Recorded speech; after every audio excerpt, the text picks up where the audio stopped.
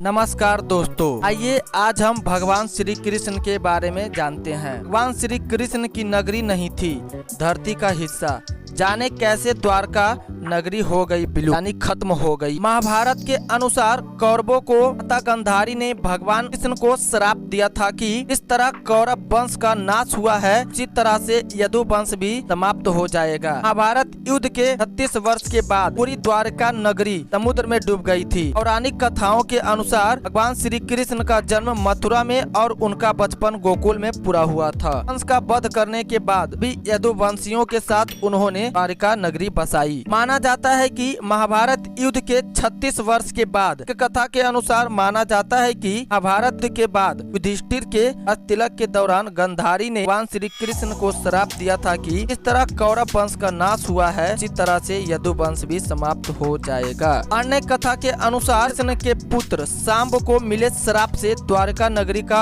अंत माना जाता है। ऋषि वाल्मीकि, नारद मुनि और अन्य ऋषि द्वारिका का भ्रमण करने आए थे। सांब उनका उपहास करने के लिए गर्भवती स्त्री का रूप धारण करके उनके पास गया। इसका पता ऋषियों को लगा और उन्होंने सांब को श्राप दिया कि इसकी कोख से मुसल उत्पन्न होगा, इसके कारण पूरे यदु वंश का नाश होगा। राजा उग्रसेन को इस बात का पता चलते ही उन्होंने मुसल को समुद्र में फेंकवा दिया। एक युद्ध के दौरान कृष्ण पुत्र प्रद्युम्न के मित्र ने सत्याकी ने वृषिणी वंशी कृतवर्मा का वध कर दिया, जिसे वृषिणी वंशी सहन नहीं कर पाए और उन्होंने सात्ययिक सहित कृष्ण के प्रद्युम्न का भी वध कर दिया। कृष्ण को ये बात जब पता चली तो उन्होंने क्रोध में आकर जमीन से मुट्ठी में घास उठाई, ऋषियों के श्राप के कारण मुसल में बदल गई। उस घास को गलता वो मुसल में बदल जाती। इस मुसल के प्रहार से व्यक्ति उसी स्थान पर अपने प्राण त्याग देता। इसी तरह यदु वंश और अंधक हो सिनी और वृषिणी वंश के साथ भयंकर युद्ध हुआ और सभी का नाश हो गया। बलराम ने एक वन में प्राण त्याग दिए और श्री कृष्ण साधना में एक शिकारी ने दूर से उन्हें हिरण समझकर बाण चला दिया, जिससे उनकी मृत्यु हो गई। भगवान कृष्ण के प्राण त्यागते ही द्वारका नगरी समुद्र में डूब गई। पुराणों के अनुसार द्वारिका धरती का हिस्सा नहीं थी। कृष्ण ने इसे समुद्र देव से उधार मांगा था, इसी कारण से कृष्ण के बाद नगरी भी समुद्र में समा गई। और इस प्रकार के पौराणिक वीडियो के बारे में जानने के लिए आप हमारे YouTube चैनल रहस्यमयी दुनिया को सब्सक्राइब करना ना भूले, अपने दोस्तों के पास शेयर करना ना भूले। आपको यह वीडियो कैसा लगा कमेंट में जरूर बताएं। देखते रहिए, जानते रहिए। धन्यवाद।